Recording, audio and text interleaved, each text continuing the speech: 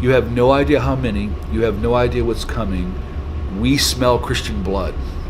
We are waiting for our day. And when the call is given, millions of us will be released. And they looked at me and said, you believe in revivals and you believe in Pentecost and the power of God. You believe in all that. We believe in the Black Awakening.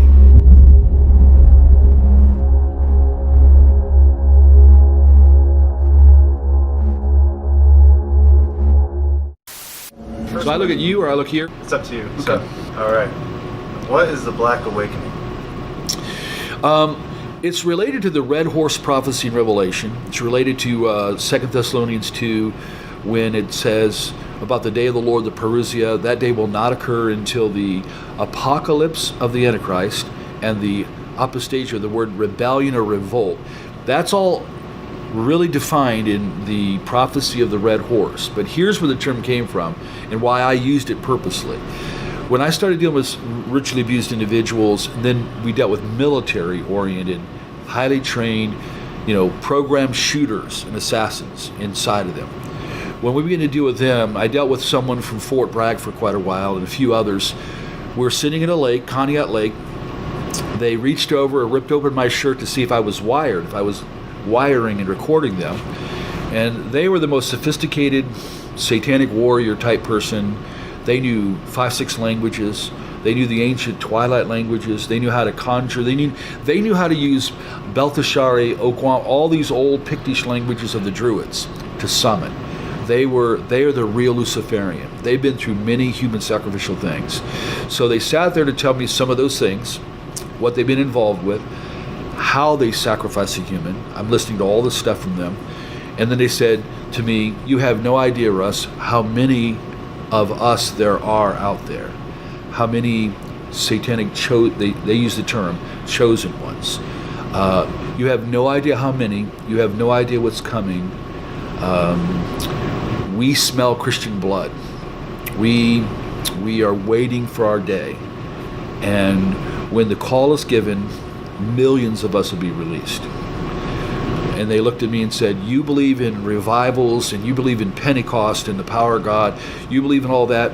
We believe in the Black Awakening, a multi-continental release of power to activate the program demonized, where they've weaponized the demonic powers to these super soldiers. Are they waiting for a specific time to unleash their power?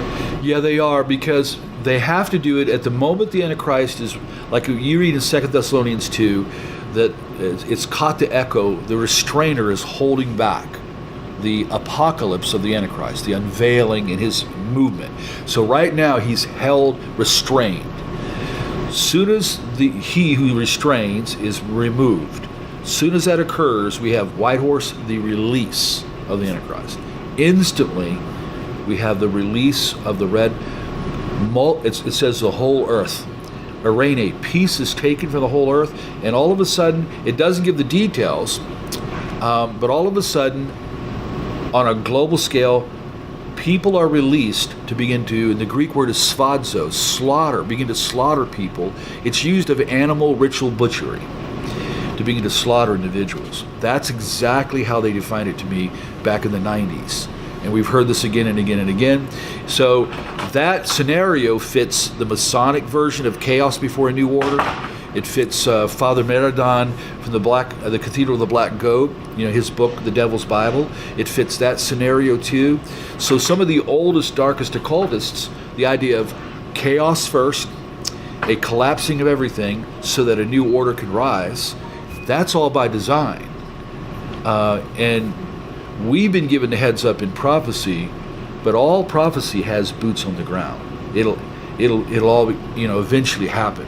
So I do believe that millions and millions of these trained, programmed, altered, demonized super soldiers, whether we want to say it or not, they believe they're being raised to help bring the Antichrist in.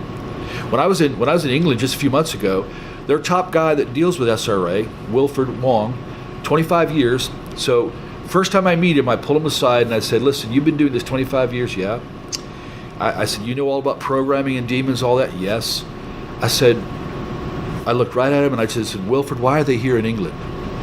Instantly, he said, they are here to collapse our government. They are here to help bring in and usher in the Antichrist and a new order. He didn't know. He already knew. That's true in Germany when we were in Germany, when we went to Wedelsberg Castle. That's true in Poland when we went there. That's true in Switzerland. It's true in Canada. So when we talk about our research in 38 years worldwide, there may be well over 100 million generations of them, and if even half, or even if 10% were intact, like say the United States, remember the shooter in Vegas? Look what he did. Look what that guy did. Okay, notice what would happen if 10,000 of them, or like Colorado Holmes, or like Jared in Arizona, what if 10,000 of them were released in 1 week?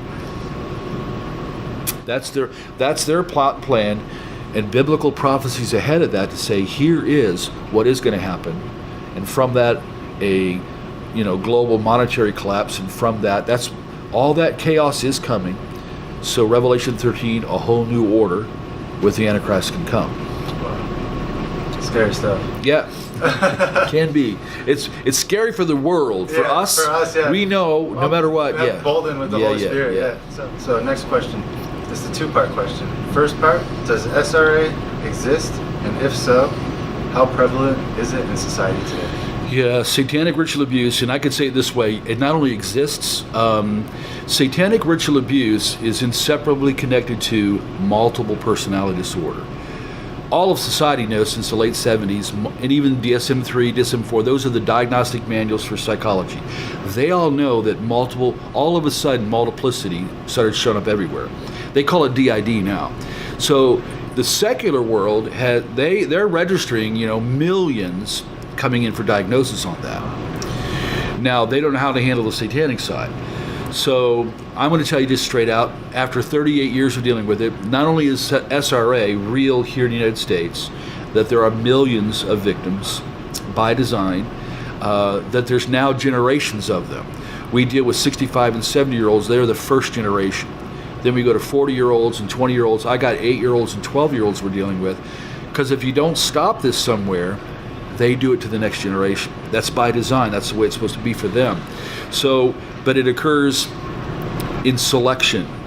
It's generational.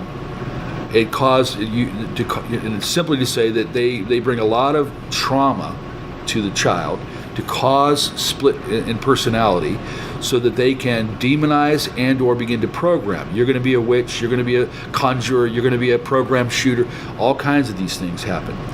And then they're raised in that system, and they're raised to keep all of that hidden down and just have kind of little Joey up or little Sally up, and they may not know until they're 15, 16, they may not know what's inside them till later on.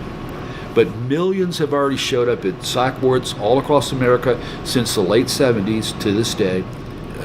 We look at a child and automatically we're going to protect them, save them, guard them, whatever it takes. They look at a child, they'd eat it alive, they'd destroy it, they'd torture it. You got to remember, that's their nature. And so if they can show more of their nature to a defenseless child, they love that. That's why some rituals are called demon revels or satanic revels. The younger the child, and here's exactly what dark undergrounders have said to me, the younger the better, and we never kill them right away. We prolong the torture. Why? Because we have to raise the energies, the terror, the fear, and then little by little letting some blood out, because blood is and all that torment, it's like, think in terms of rats and garbage. Smelly old garbage draws the rats. A ritual with all that torture, with all that pain, ultimately prescribed by the demons in the first place, it draws them. And once they begin to open the blood gate, that's what they attach to in the context ritual. Then when a child or a human is killed, that's when the demons are released to the practitioners. So it's all about their unsatiable hatred of God. Anything they can do to harm humanity, harm innocence as an attack on God in a sense, There's no question. In their nature, they don't shed a tear. They don't have any mercy. So they'll harm, and they love that as part of the entrance to come into the side. Here's the other side of it. We've been to Canada, Scotland, Geneva, Switzerland, Germany, Poland. They're all over there. We just got back from Scotland, UK, and we met one of the guys there, one of the leaders in the whole nation on the subject, and same issue. It stems from the original Nazis creating a master race. Wherever the Nazis went in the early 50s, rat lines all around the planet, wherever you see them going to escape, then you see the rise of SRA. So we need to rename this. SRA that's the tools to hammer this in and to augment these people and to bring the demonization and to create them. But really it is part of the master race development that started back in the late 30s. And Himmler's goal was to create 200 million of them. That was his stated goal.